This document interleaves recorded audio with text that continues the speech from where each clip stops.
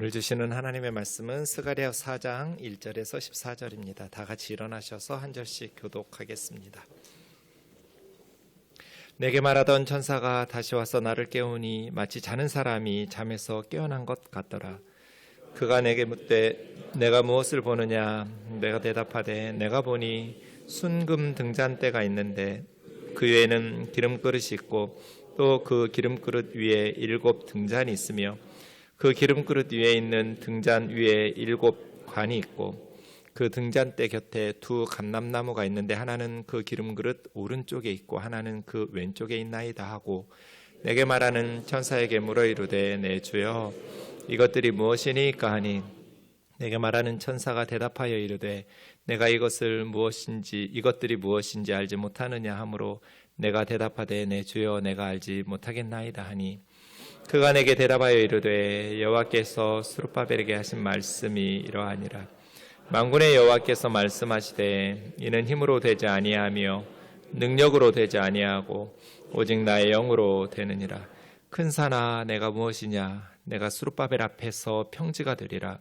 그가 머릿돌을 내놓을 때 우리가 외치기를 은총이 그에게 있을지어다 하리라 하셨고 여호와의 말씀이 또 내게 임하여 이르시되 스룹바벨의 손이 성전의 기초를 놓았은즉 그의 손이 또한 그 일을 마치리라 하셨나니 만군의 여호와께서 나를 너희에게 보내신 줄을 내가 알리라 하셨느니라. 작은 일의 날이라고 멸시하는 자가 누구냐? 사람들이 스룹바벨의 손에 다림줄이 있음을 보고 기뻐하리라. 이 7은 온 세상에 두루 다니는 여호와의 눈이라 하니라. 내가 그에게 물어 이르되 등잔대 좌우에 2 감람나무는 무슨 뜻이니까 하고 다시 그에게 물어 이르되 금 그릇을 흘리는 2 금관 옆에 있는 이 감람나무 2 가지는 무슨 뜻이니까 하니 그가 내게 대답하여 이르되 내가 이것이 무엇인지 알지 못하느냐 하는지라. 내가 대답하되 내 주여 알지 못하나이다 하니 이르되 이는 기름 부음 받은 자 둘이니 온 세상에 주 앞에 서 있는 자니라 하더라. 아멘. 자리에 앉으셔서 기도하겠습니다. 존귀하신 예수님, 주님의 말씀을 우리에게 가르쳐 주셔서 그 말씀 위에 우리의 삶과 신앙의 뿌리를 내릴 수 있도록, 그래서 하나님께서 기뻐하시는 믿음 생활을 할 수 있도록 인도하여 주옵소서. 미련하고 연약한 종을 주님 손에 맡기옵고 예수님의 이름으로 기도하옵나이다. 아멘. 4월이 시작되었습니다. 우리는 올해 매월 첫째 주일에 교회에 대한 말씀을 묵상하고 있습니다. 교회란 무엇인가? 스가랴서를 메시아 예언의 보물창고라고 부릅니다. 스가랴서에는 예수님에 대한 예언이 보석처럼 많이 담겨져 있습니다.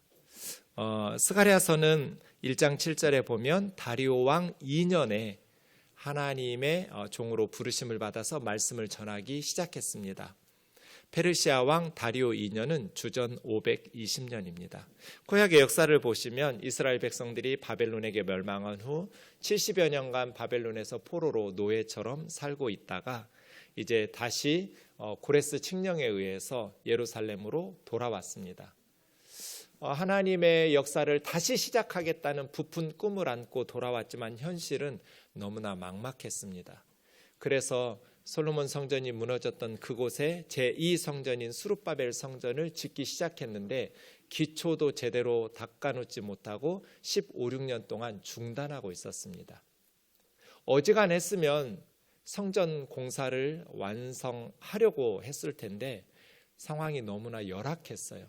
그래서 그들은 하나님의 집도 지어놓지 못하고 15, 16년 동안 방치하면서 중단하고 있을 때 주전 520년이 되어서 하나님께서 학개와 선지자라는 2 선지자를 부르셔서 포로 후 공동체인 유다와 예루살렘 백성들에게 하나님 말씀을 전하기 시작했습니다. 스가랴서의 구조에 보면 9개의 환상이 나오고 우리는 올해 이 9개의 환상 중에서 6개의 환상을 주일에 살피면서 교회란 무엇인가에 대한 말씀들을 보려고 하고 있습니다.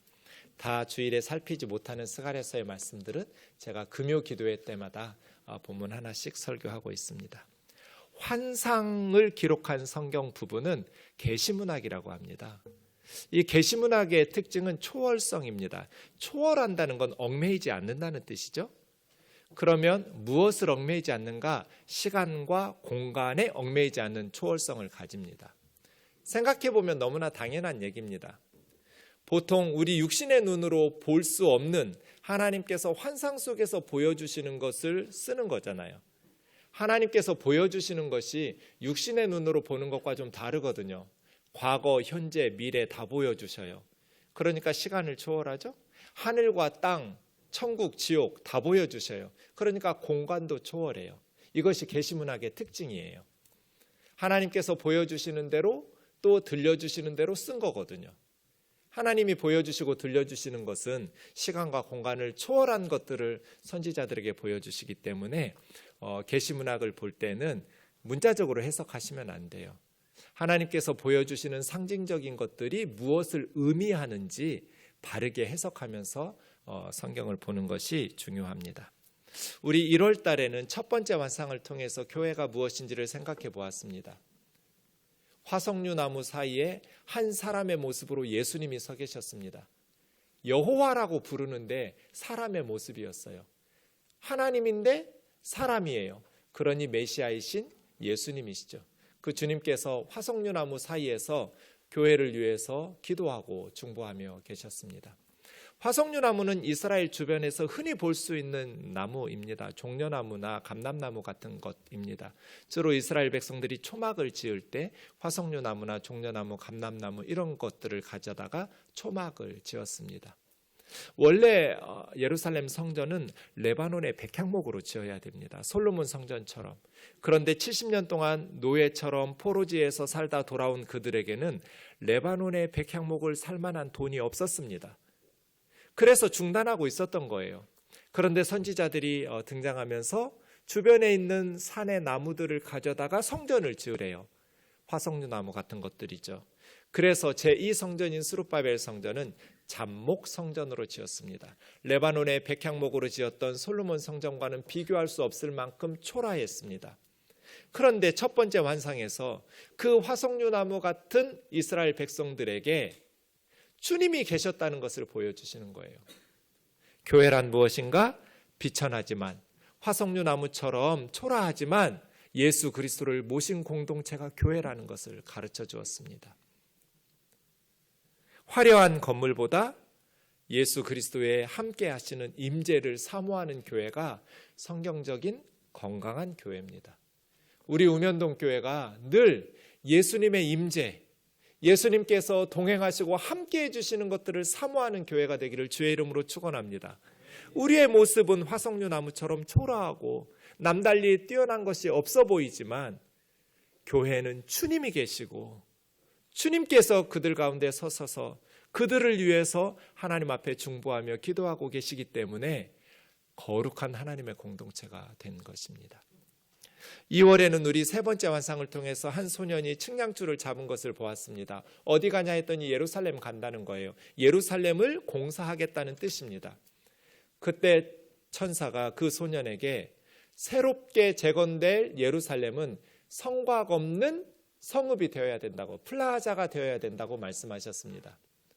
고대에 성벽이 없는 도시를 세운다는 건 자살행위입니다. 수없이 전쟁이 일어나는 그 시대에 성을 보호할 수 있는 성벽을 쌓지 않는다는 것은 어리석은 일이고 위험한 일이죠. 그러나 새롭게 재건될 하나님의 공동체인 예루살렘은 성벽 없는 촌락과 같은 성곽 없는 성읍이 되어야 된다고 말씀하십니다. 높고 견고한 성벽을 쌓지 않으면 이 예루살렘은 누가 지켜줄까요?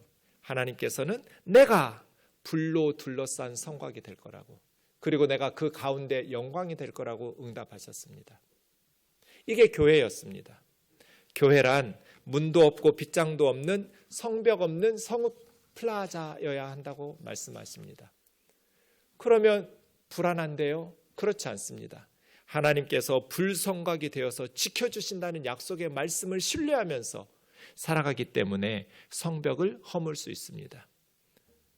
하나님이 기뻐하시는 성경적인 건강한 교회는 성벽을 허물어뜨리는, 하나님을 신뢰하면서 성벽을 허물어뜨리는 삶을 살아가는 사람들의 공동체입니다.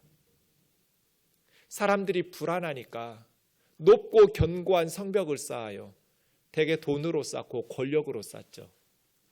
그리고 남들이 침범할 수 없는 높고 견고한 성을 쌓아놓고 그 안에서 살면 안전할 것이라고 착각하고 그 안에서 살 수 있는 사람들을 성공한 사람이라고 평가해요. 행복할 것이라고 말해요. 그러나 그렇게 우리의 삶의 안전과 행복은 얻을 수 없습니다.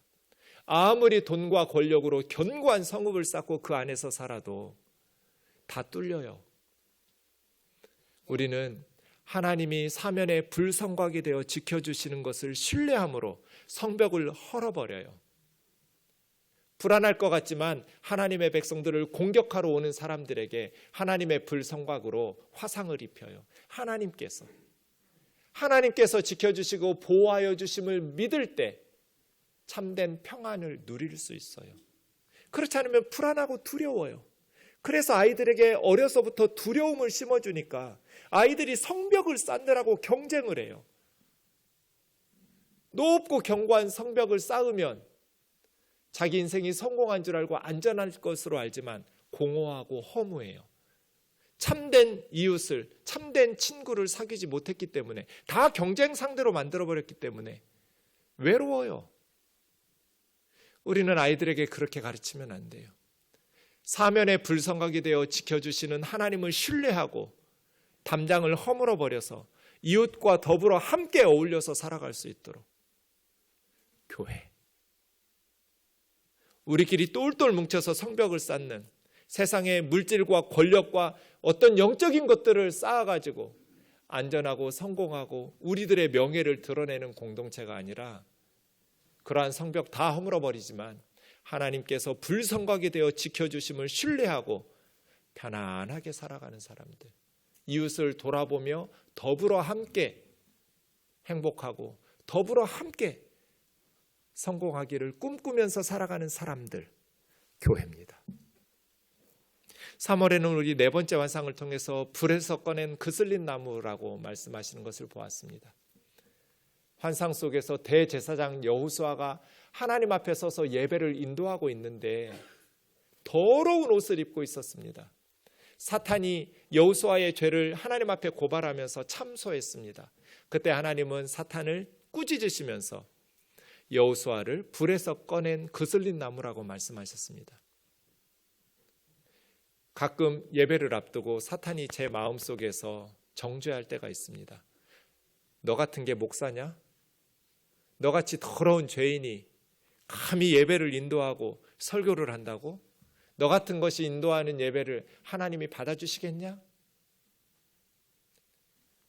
그러한 생각들이 밀려들 때가 있어요. 그러면 저는 성경 어디를 찾을까요? 스가랴서 3장을 찾습니다. 불에서 꺼낸 그슬린 나무. 대제사장 여호수아가 더러운 옷을 입고 하나님 앞에서 예배드리고 하나님 앞에 서서 섬기고 있었어요. 그가 경건하고 거룩하고 희고 깨끗한 옷을 입고 있지 않았어요. 더러운 옷을 입고 있었다는 건 죄와 허물이 가득했다는 뜻이에요. 그런데 하나님께서 죽기 일보 직전에 그를 불에서 건져 살려주셨어요.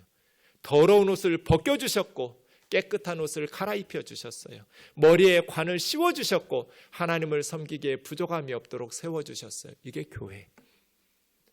교회는 불에서 꺼낸 그슬린 나무들의 공동체예요. 하나님은 우리가 더러운 줄 알면서도 하나님의 자녀로 부르셨어요.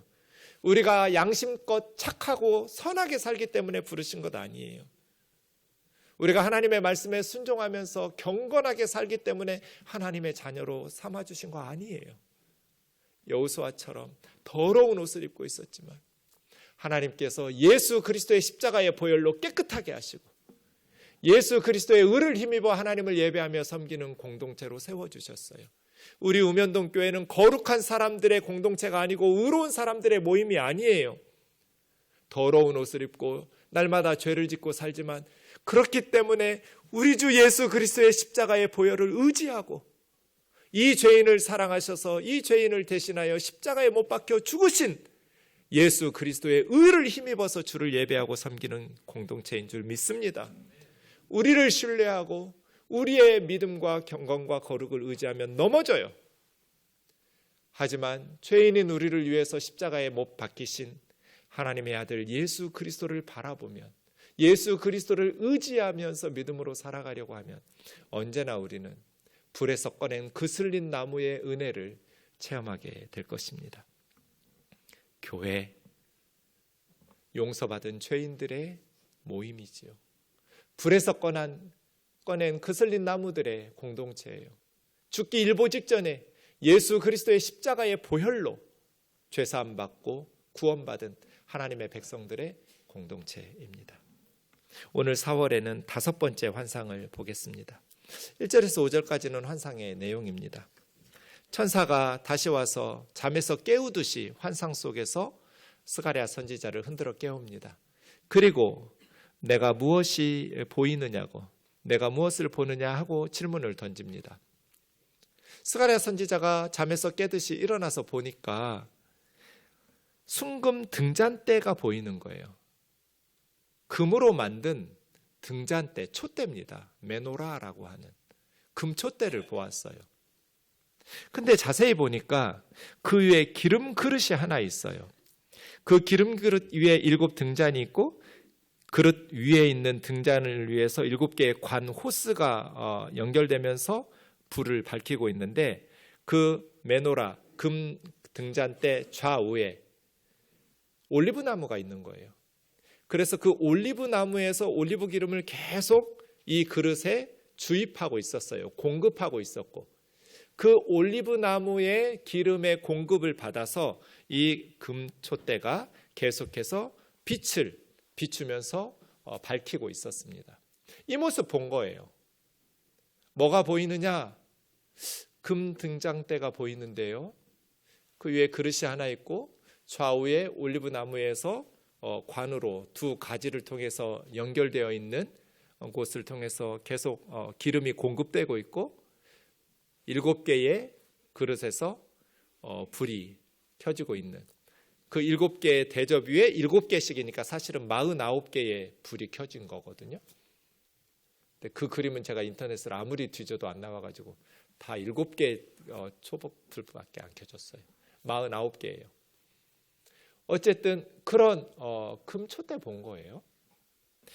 천사가 이렇게 보여주신 것을 보면서 물어요. 천사에게 스가랴 선지자가, 내 주여 이게 뭡니까? 그랬더니 천사가 선지자에게 또 물어요. 너 이게 뭔지 모르겠니? 그럴 때는 어떻게 대답해야 돼요? 아는 척하면 안 돼요. 네, 모르겠는데요. 가르쳐 주세요. 이게 뭐예요? 하나님이 뭘 보여주시고 싶은 거예요? 물었어요. 그랬더니 6절부터 이제 설명을 해주시는 거예요. 이 환상이 무엇을 의미하는지. 여호와께서 스룹바벨에게 하신 말씀이 이러하니라. 이 환상의 대상인 사람은 총독 스룹바벨이에요. 지금 포로 후 공동체를 이끄는 2 리더가 있었는데, 정치적 리더는 다윗의 후손으로 와서 총독 역할을 하고 있던 스알디엘의 아들 스룹바벨이고요. 종교적인 영적인 리더는 대제사장 여호사닥의 아들 여호수아였어요. 총독 스룹바벨에게 전한 말씀이지만 스룹바벨만 듣는 것이 아니라 모든 하나님의 백성들이 들어야 될 메시지였어요. 만군의 여호와께서 말씀하시되 이 환상은 힘으로도 되지 않고 능력으로도 되지 않고 오직 나의 영으로 되느니라. 이걸 보여주는 거다. 힘과 능력은 무엇을 의미하겠어요? 세상적인 자원들이겠죠. 지금 포로 후 공동체가 성전을 공사하다가 중단한 지 15년 지났어요. 그리고 선지자들의 말씀을 통해서 다시 성전 공사를 재개했어요. 갑자기 하늘에서 돈이 떨어졌나요? 주변국들의 위협과 협박이 사라졌나요? 아니요. 상황은 달라진 게 아무것도 없었어요. 그냥 하나님의 말씀만 선포되기 시작했어요. 여전히 상황은 열악했고 주변국들의 위협과 방해는 극심했어요. 그런데 하나님께서 말씀하세요. 이 하나님의 사역이, 하나님 나라의 역사가 너희가 가지고 있는 세상적인 힘과 능력으로는 될 수 없다. 오직 나의 영, 하나님의 영, 성령으로 된다. 이걸 보여주는 환상이에요. 너희들의 힘으로 불을 밝힐 수 없다. 하나님께서 공급하시는 기름이, 성령의 기름 부으심이 있어야 된다는 거예요. 너희가 가지고 있는 경제력, 너희가 가지고 있는 군사력으로 하나님의 사역을 할 수는 없다. 그럼 어떻게 하나님의 일을 할 수 있는가? 오직 성령으로 가능할 것이다. 큰 산아, 내가 무엇이냐? 왜 15, 16년 동안 하나님의 일을 중단하고 있었어요? 그들 앞에 큰 산이 가로막고 있었기 때문이에요. 그 하나님의 사역을 방해하는 방해가 너무나 컸어요. 높은 산이었어요. 도저히 넘어설 수가 없는 큰 산이 가로막고 있어서 15, 16년 동안 중단하고 있었던 거예요. 그것을 그들이 가지고 있는 경제력이나 군사력을 가지고 세상적인 힘을 가지고 극복하려고 하니까 불가능했어요. 산은 너무 높았고 자신들이 가지고 있는 힘은 너무나 연약했어요. 그런데 하나님의 영, 나의 영으로 된다는 거예요. 큰 산아, 네가 무엇이냐? 스룹바벨 앞에서 평지가 되리라. 하나님이 함께 하시면 높은 장애물도 큰 산도 평지처럼 사라질 거라는 거잖아요. 스룹바벨이 머릿돌을 내놓을 때 무리가 외치기를 은총, 은총이 그에게 있을지어다. 백성들이 외칠 것이다. 또 말씀하시되 스룹바벨의 손이 이 성전의 기초를 놓았은즉 스룹바벨의 손이 이 성전 공사를 마치리라. 시작한 하나님의 종 스룹바벨이 완성할 때까지 끝낼 것이다. 만군의 여호와께서 나를 너에게 보내신 줄 내가 알리라. 그 말씀이 성취되는 것을 보면서 만군의 여호와께서 나를 너에게 보내신 참 선지자라는 것을 깨닫게 될 것이다. 상황은 달라진 게 아무것도 없지만 하나님의 영이 임하면, 하나님께서 함께 하시면 큰 산이 스룹바벨 앞에서 평지가 되고 모든 방해물들과 모든 불가능한 가로막는 것들이 다 제거되면서 하나님의 일을 하게 될 것이다. 시작한 스룹바벨의 손이 그것을 완성할 때까지 하나님께서 함께 하시겠다는 거예요. 작은 일의 날이라고 멸시하는 자가 누구냐? 솔로몬 성전처럼 레바논의 백향목을 사다가 지을 수 없었어요. 그냥 주변에 화석류 나무 같은 잡목 성전이에요. 너무나 초라했어요. 작아 보였어요. 마음이 아팠어요. 포기하고 싶었어요. 이까짓 것 가지고 뭘 할 수 있어? 우리가 가진 것을 아무리 하나님 앞에 드려서 아무리 열심히 충성스럽게 사역해도 그들의 눈앞에 보이는 건 작고 초라했어요. 작은 일의 날이라고 멸시하는 자가 누구냐? 사람들이 스룹바벨 손에 다림줄이 있음 보고 기뻐하리라. 손에 다림줄이 있다는 건 공사를 중단하지 않았다는 뜻이에요. 하나님께서 말씀 주시는 선지자들을 통해서 순종하는 스룹바벨을 우두머리로 해서 모든 백성들이 손에 다림줄을 잡고 하나님의 집을 짓고 있었어요. 이 일곱은 온 세상에 두루 다니는 여호와의 눈이라. 일곱이 일곱 등잔대인지 일곱 관인지 정확하지는 않지만 7이라는 숫자가 앞에서 계속 나왔어요. 온 땅을 두루 살펴보시는 하나님의 눈. 하나님은 온 세상 사람들을 다 지켜보고 계셨어요. 부자도 보시고 가난한 사람도 보시고 강대국도 보시고 작은 약소국가도 보시고 하나님의 시선을 피할 수 있는 사람이 아무도 없어요. 온 땅을 두루 감찰하시는 하나님의 눈으로 다 지켜보고 계시고 누구도 갑자기 이스라엘을 공격할 수 없어요. 하나님 다 알고 계시는 사람들이에요. 온 세상을 다 지켜보시면서 하나님의 백성들이 행하는 일을 세상의 사탄의 무리들이 침범하여 무너뜨리지 못하도록 지켜주시겠다는 거예요. 내가 불성각이 되어서 너희를 지켜줄 거야. 너희는 연약하고 가난하고 초라하고 작은 일들을 행하는 것 같지만 그렇지 않아. 내가 너희 가운데서 영광이 될 거야. 이전에 솔로몬 성전보다 이 잠목 성전의 영광이 훨씬 더 클 거야 하는 그렇게 말씀하셨어요. 그래서 선지자가 묻습니다. 그럼 선지자님, 등잔대 좌우 두 감람나무 올리브나무는 무슨 뜻입니까? 저 올리브나무에서 나오는 두 가지를 통해서 이 기름 그릇에 올리브 기름이 공급되고 있는데 저 두 가지가 의미하는 건 뭡니까? 그랬더니 또 물어요. 너 이거 알지 못하느냐? 예, 저 모릅니다. 왜 자꾸 물으세요? 몰라요. 가르쳐 주세요. 뭐라고 해요? 하나님께서 기름 부음 받은 자 둘이다. 온 세상의 주 앞에 서 있는 자들이다. 성경학자들이 이 14절에 두 사람이 누구인지, 기름의 아들이란 뜻이에요. 직역하면. 기름의 아들이 누구일까?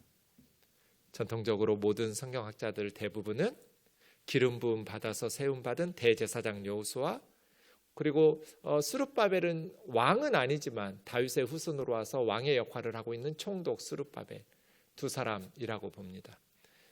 올리브나무처럼 하나님의 영으로, 성령으로 이렇게 지도자들을 통해서 하나님의 백성들에게 공급되어 하나님의 백성들이 세상에 빛을 비추는 금촛대, 금등장대의 사명을 감당하도록 하는 두 하나님의 종이라고 봅니다. 여러 가지 해석들이 있을 수 있지만 하나님으로부터 성령의 기름 부으심을 공동체에게로 이렇게 부어주는 그러한 하나님의 사람들이라고 보면 되겠습니다. 이것이 오늘 본문의 다섯 번째 환상입니다. 스가랴 4장에 나오는 이 다섯 번째 환상의 메시지는 무엇일까요? 순금 등잔대 하나가 있었습니다. 왜 새롭게 만들어지고 있는 교회, 재건되는 예루살렘 하나님의 백성 공동체를 순금 등대라고 했을까요? 지상에 물건들이 많이 있잖아요. 그런데 왜 선지자에게 금 등잔대를 보여주면서, 금 촛대를 보여주면서 이게 교회다, 이런 메시지를 주셨을까요? 교회의 사명이 무엇인지를 명확하게 하기 위해서죠. 그리고 살아있는 올리브나무에서 기름이 계속 공급되고 있었습니다. 이것은 교회가 하나님의 사명을 감당하는 힘의 원천이 무엇인지를 선명하게 보여주어요. 힘으로, 능력으로 되는 것이 아니라 하나님의 영으로 하나님의 사역을 할 수 있다는 것을 우리에게 가르쳐주는 환상이라고 할 수 있습니다. 자, 이제 정리해 보면 교회의 사명이 무엇일까요? 교회는 순금 등잔대, 금촛대라고 그랬어요. 교회가 금촛대라면 교회의 사명은 어두운 세상을 밝히는 거예요. 그런데 요한계시록 1장 20절에도 촛대를 반모섬에 있는 요한에게 보여주시면서 이게 교회다 이랬잖아요. 구약 성경에서는 스가랴서에서, 신약 성경에서는 요한계시록에서 둘 다 메시지가 똑같아요. 교회를 나타낼 수 있는 지상의 사물들이 수없이 많았을 텐데 구약 성경에서도 신약 성경에서도 교회를 촛대라고 보여주셨어요. 왜요? 교회는 빛을 비추는 공동체라는 거예요. 촛대는 빛을 비추지 않으면 아무 쓸모없는 물건이에요. 아무리 보석으로 덕지덕지 붙여 있어도 그 촛대에서 빛을 비추지 않으면 무의미한 물건이에요. 교회가 그래요. 교회의 본질적인 사명은 어두운 세상을 밝히는 빛이에요. 교회가 빛을 비추지 않으면 교회의 사명을 감당하지 못하고 있는 거예요. 교회는 교회 자체를 화려하게 꾸미는 게 아니에요. 자세히 보시면 교회는 금촛대예요. 등잔대라고요. 등잔대는 아무리 고가의 비싼 것도 세상의 어둠을 몰아내는 빛을 낼 수 없어요. 그러니 교회의 사명은 빛을 잘 밝히도록 떠받드는 거예요. 등잔대, 촛대예요. 촛대를 화려하게 꾸미기 위해서 관심 가지는 게 아니고 불을 잘 밝히도록 떠받드는 데 관심을 가져야 돼요. 그럼 세상의 어둠을 몰아내는 빛은 뭐예요? 예수님이에요. 요한복음 8장에 보시면 예수님이 나는 세상의 빛이니 나를 따르는 자는 어둠에 다니지 아니하고 생명의 빛을 얻으리라고 말씀하셨어요. 교회는 우리 스스로 우리의 것들을 가지고 세상의 어둠을 몰아내는 공동체가 아니라 예수 그리스도의 생명의 빛을 세상에 비추도록 떠받드는 공동체예요. 교회가 아무리 크고 화려해도 한 사람도 살려낼 수 없어요. 어둠을 한 방울도 몰아낼 수 없어요. 교회는 촛대기 때문이죠. 금촛대예요. 값지고 존귀해요. 예수님이 십자가에서 생명을 바쳐서 우리를 사셨기 때문에 금촛대예요. 하지만 금촛대가 아무리 화려해도 세상의 어둠을 몰아낼 수는 없어요. 세상의 어둠을 몰아내는 것은 예수 그리스도의 복음이에요. 우리 주 예수 그리스도가 세상에 비치고 생명의 빛을 사람들에게 주어요. 세상 사람들이 왜 지옥에 가요? 어두우니까요. 계속해서 사람들이 낭떠러지로 떨어진다면 어둡기 때문이에요. 밝은 빛을 비추어주면 나 조금만 더 가면 떨어져 죽을 뻔했네. 계속 갈 사람 한 사람도 없어요. 어두우니까 계속 가는 거예요, 지옥으로. 누군가 빛을 비추어주면 생명의 길을 찾아오겠죠. 죽음의 길에서 유턴하겠죠. 예수님이 세상의 빛이에요. 십자가와 부활의 복음이 생명의 빛이에요. 교회가 해야 될 일은 이 예수 그리스도의 복음의 빛, 생명의 빛이 세상의 죄와 사망의 어둠을 몰아낼 수 있도록 잘 떠받드는 거예요. 우리 우면동 교회가 주 예수 그리스도의 복음과 생명의 빛을 잘 떠받드는 교회 되기를 주의 이름으로 축원합니다. 그런데 교회들이 자꾸 촛대에다가 투자를 해요. 너무나 많은 자원들을, 너무나 많은 물질과 노력과 너무나 많은 기도를 촛대 꾸미는 데 쓴다고요. 그 어리석은 거예요. 우리가 어떻게 예수 그리스도의 복음을, 예수 그리스도의 생명의 빛을 세상에 밝히는 촛대 역할을 감당할 수 있어요? 마가복음 16장 15절이죠. 같이 읽겠습니다. 시작. 또 이르시되 너희는 온 천하에 다니며 만민에게 복음을 전파하라. 이게 촛대 역할을 잘하는 교회예요. 너희는 온 천하에 다니며 만민에게 복음을 전파하라. 이게 교회의 본질적인 사명이에요. 죽어가는 영혼들에게 복음을 전해서 빛을 비추어 주어서 생명의 빛을 얻을 수 있도록. 복음을 전하는 일을 세 가지 방법으로 할 수 있다고 그랬어요. 물질로, 기도로, 그 다음 하나가 뭐예요? 몸으로. 물질로 선교사들을 후원하고, 기도로 선교사들을 후원하고, 몸으로 직접 나가고, 몸으로 봉사하고 섬기면서 복음 전하고 전도하고, 온 천하에 다니며 만민에게 복음을 전하는 우면동 교회 되기를 주의 이름으로 축원합니다. 교회가 빛을 비출 때 사명을 감당하고 있는 거예요. 교회는 촛대니까요. 구약에서도 교회는 촛대였고 신약에서도 교회는 촛대였어요. 빛을 비춰야 돼요.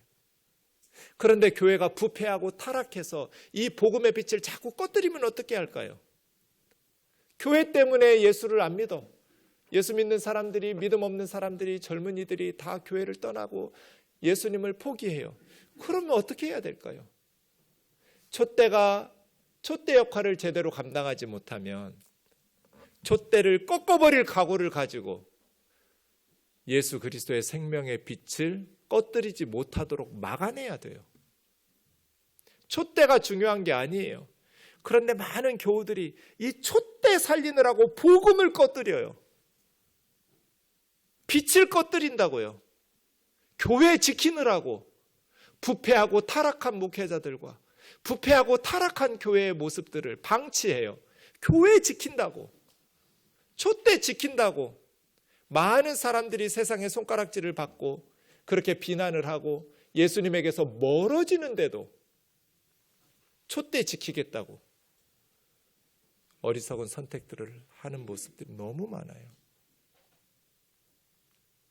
교회가 부패하고 타락해서 예수님의 생명의 복음의 빛을 제대로 비추지 못하고 자꾸 꺼뜨리고 그렇게 많은 사람들에게 걸림돌이 되면 촛대를 꺾어버릴 각오를 가지고 개혁해야 되고 기도하면서 사랑으로 정의를 외쳐야 돼요.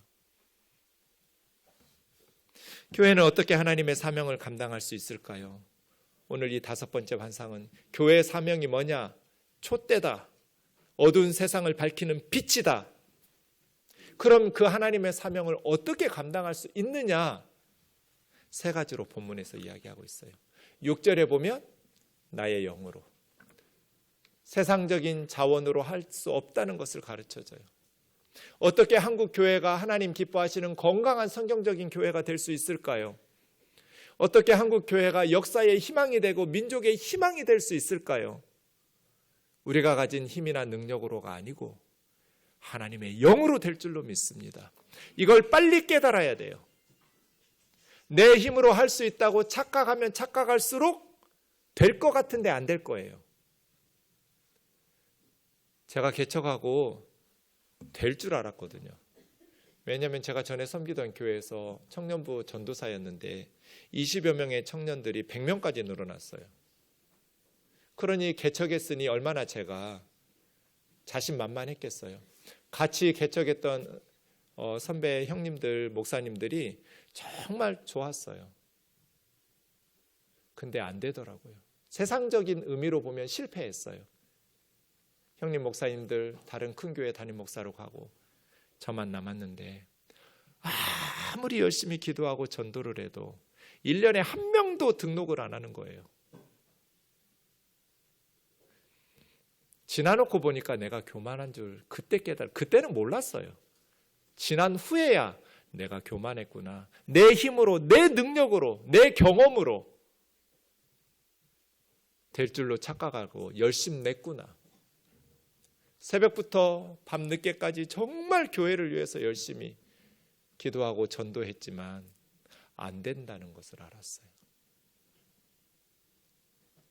그런데 목사만 그래요? 여러분도 그래요. 아이들이 잘 될 것 같은데 안 돼. 돼야 정상인데 안 되죠. 힘으로도 능력으로도 안 돼요. 우리는 성령의 도우심이 필요해요. 겸손하게 성령의 도우심을 구하고 간절히 하나님의 은혜를 구해야 돼요. 하나님의 일은 하나님께서 공급하시는 성령의 기름 부으심으로 돼요. 안 될 것 같은데 돼요. 이것이 하나님의 사람들의 삶의 방식이에요. 2번째 7절에 보니까 은총이 그에게 있을지어다 했어요. 하나님의 일은 은혜로 돼요. 내가 노력한다고 해서 다 되지 않아요. 하나님의 은혜가 필요해요. 값없이 부어주시는 하나님의 은혜. 그래서 하나님의 일은 하나님의 영 성령으로 그리고 하나님의 은총으로. 그럼 하나님이 다 하시면 우리는 뭐 하시는가? 아니에요. 3번째 9절이 있죠. 스룹바벨의 손이 기초를 놓았은즉 그의 손이 그 일을 마치리라. 하나님의 사람들을 통해서 해요. 그래서 정리하면 이렇게 3가지예요. 교회는 어떻게 하나님 주신 사명을 감당할 수 있는가? 세상에 빛을 비추려는 하나님의 구원의 방주로서의 사명을 어떻게 감당하는가? 본문은 3가지를 말해요. 하나님의 영으로, 하나님의 은총으로, 하나님의 사람들을 통해서예요. 스룹바벨을 통해서, 여호수아를 통해서 예루살렘 돌아온 5만여 명의 백성들을 통해서 해요. 그런데 그 하나님의 사람들이 성령과 하나님의 은총을 힘입어야 돼요. 사랑하는 자매 형제 여러분, 우리 우면동 교회가 하나님의 성령의 기름 부으심 속에 하나님의 은혜를 사모하면서 그의 능력으로 하나님의 사람들인 우리를 통해서 역사의 희망이 되고 우리에게 주신 이 시대적 사명을 감당하는 하나님 나라 일꾼 되는 교회 되기를 주의 이름으로 축원합니다. 하나님의 능력으로 돼요. 하나님의 은총으로 돼요. 하나님의 사람들을 통해서 돼요. 안 될 것 같은데 돼요. 이것이 하나님이 일하시는 방식이에요. 제가 전도사 때 주일이 너무 기다려지는 거예요. 언제일까요? 전도사가 주일이 너무 안 오는 거예요. 빨리 왔으면 좋겠는데 어떤 때 이런 생각을 하고 있을까요? 재수 없다고 하실지 모르는데 사실이니까 설교 준비를 너무 잘했을 때예요. 너무 은혜를 받는 거예요. 제가 제 설교문에 주일이 빨리 왔으면 좋겠다. 우리 청년들에게 설교하게. 결과가 어떻게 될까요? 뭐 설교가 잘하고 못하고는 없는데 죽을 쏘요. 저는 막 눈물을 펑펑 쏟으면서 은혜 받고 설교 준비했는데 너무너무 은혜로웠는데 막상 청년들에게 설교하고 나면 막 등에서 땀이 흐르고 너무 안 되는 거예요. 말이 꼬이고 청년들을 다 졸고 피곤해하고 어떤 때는 주일에 안 왔으면 좋겠다 싶은 때가 있어요. 이번 주에 주님이 재림하시면 좋겠다. 언제 이럴까요? 내가 읽어도 내 설교 원고에 은혜가 안 돼. 이래가지고 어떻게 주일 예배 드리지? 큰일 났다 싶을 때가 있어요. 결과가 어떻게 됐을까요? 설교하다가 은혜 받아요. 너무 은혜로운 거예요. 막 성령의 기름 부으심이 막 청년들도 눈이 반짝반짝해요. 이 차이가 뭘까요? 내가 설교 준비 잘했다고 생각하고 은혜 받고 눈물 쏟을 때는 기도하죠. 주일 준비를 위해서. 근데 대충 해요. 근데 내가 설교에 은혜가 안 될 때 어떻게 기도할까요? 목숨 걸고 기도해요. 우리 교우들이 일주일에 한 번 설교 듣고 사는 교우들이 많은데 오늘 말씀에서 힘을 얻지 못하면 이 험한 세상을 어떻게 말씀으로 살아내고 믿음으로 살아낼까 싶으니까 목숨 걸고 기도한다고요. 성령님께 매달리는 거죠. 도와주세요, 성령님. 함께 해주세요. 큰일 났어요. 제발 살려주세요. 주일 안에 재림 안 하실 거면 나 좀 도와주세요. 이렇게 기도해요. 될 것 같은데 안 되고 안 될 것 같은데 돼요. 무슨 차이일까요? 하나님의 백성들은 내 힘으로, 내 경험으로, 내 능력으로 살아가는 거 아니다. 하나님의 영으로, 하나님의 은총으로 하나님의 사람들을 통해서 하나님은 하나님의 일들을 지금도 하시는 줄 믿습니다. 하나님의 영으로 한다고요. 그래서 우리는 겸손하게 하나님의 도우심을 구하고 성령의 도우심을 구해야 돼요. 성령님, 나 좀 도와주세요. 우리 가정 좀, 우리 아이들 좀, 우리 가족들 좀 도와주세요. 우리 교회 좀. 너무나 큰 산이 가로막고 있어요. 내 힘으로는 해결할 수 없고 넘어설 수 없는 큰 산이에요. 평지가 되게 해주세요. 그렇게 기도해야 돼요. 그렇게 사역한 사람이 있어요. 골로새서 1장 28절 29절이죠. 같이 읽겠습니다. 시작. 우리가 그를 전파하여 각 사람을 권하고 모든 지혜로 각 사람을 가르침은 각 사람을 그리스도 안에서 완전한 자로 세우려 함이니 이를 위하여 나도 내 속에서 능력으로 역사하시는 이의 역사를 따라 힘을 다하여 수고하노라. 바울의 고백이에요. 우리 교회에 비전이 있는 말씀이죠. 우면동교회 비전은 각 사람을 그리스도 안에서 완전한 자로 세우는 거예요. 한 사람 한 사람 예수님 안에서 성숙한 그리스도로 예수님 닮아가는 완전한 자로 양육하고 세워가는 것. 어떻게 이 일을 할 수 있어요? 바울은 내 속에서 능력으로 역사하시는 이의 역사를 따라. 성령이죠. 바울 안에서 능력으로 역사하시는 성령님의 역사하심을 따라. 성령님이 하시니 나는 적당히 대충 해도 되나요? 아니요. 나도 힘을 다하여 수고하노라. 우리 가족을 위해서, 교회를 위해서 힘을 다해서 수고해야죠. 힘을 다해서 수고하는데 내 힘과 능력으로 할 수 있다가 아니라 나의 영으로 하나님이 도우시고 기름 부어주시는 하나님의 은총을 힘입어서 나도 힘을 다하여 수고하는 하나님의 사람으로서 하나님 주신 사명을 감당하는 것이죠. 말씀드린 것처럼 그들의 사역은 너무나 초라했어요. 학개 선지자도 그렇게 말했어요. 이것이 너희에게 어떻게 보이느냐? 너희 눈에는 보잘것없이 보이지 아니하느냐? 너무 초라했어요. 그래서 낙심이 됐어요.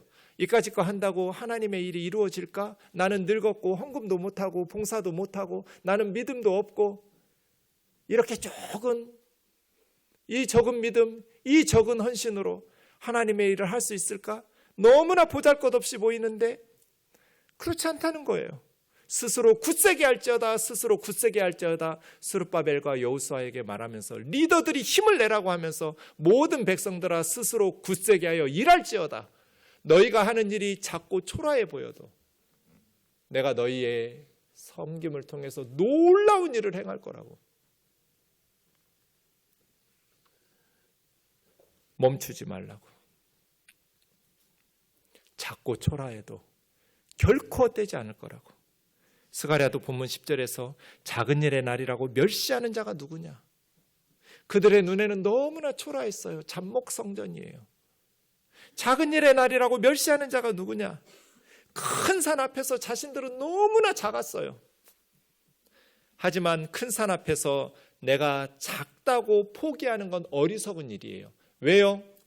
하나님의 기름 부으심, 나의 영으로 되느니라는 하나님의 말씀이 있기 때문이에요. 지금 우리나라에서 가장 힘있게 말씀으로 많은 영혼들을 끌고 가고 있는 목사님, 저는 이찬수 목사님 같아요. 이찬수 목사님 아버님 목사님이었어요. 작은 교회 목사님. 그런데 기도원에 40일 금식기도 하러 가셔서 천국에 가셨어요. 목사가 금식기도를 40일 하겠다고 올라갔으면 능력을 받고 와서 큰 일을 행해야 될 것 같은데 기도하다가 가셨어요. 작아 보이는 하나님의 일인 것 같지만 그렇지 않아요. 그의 아들이, 그의 기도를 먹고 자란 하나님의 일꾼이 수많은 영혼들에게 하나님의 말씀을 먹이고 있잖아요. 작은 일의 날이라고 멸시하는 자가 누구냐? 너희 눈에 보잘것없어 보이지만 스스로 굳세게 하여 일할지어다. 역대하 16장 9절 읽읍시다. 시작. 여호와의 눈은 온 땅을 두루 감찰하사 전심으로 자기에게 향하는 자를 위하여 능력을 베푸시나니. 하나님의 눈이 온 땅을 두루 살피고 다닌다고 그랬잖아요. 전심으로 하나님을 향하는 사람을 위해서 능력을 베푸실 거라고. 정리해 봅시다. 교회란 무엇인가? 올리브나무에서 기름을 공급받는 금초대입니다. 죽은 기름 창고에서 기름이 공급되지 않아요. 살아있는 올리브나무는 1000년씩 살아요.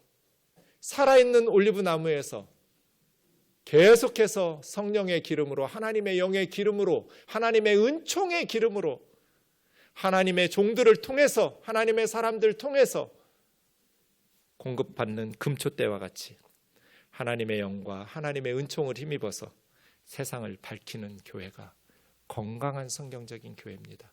우리 우면동교회 이 사명 감당하는 성령의 공동체, 복음 전하는 선교 공동체 되기를 주의 이름으로 축원합니다.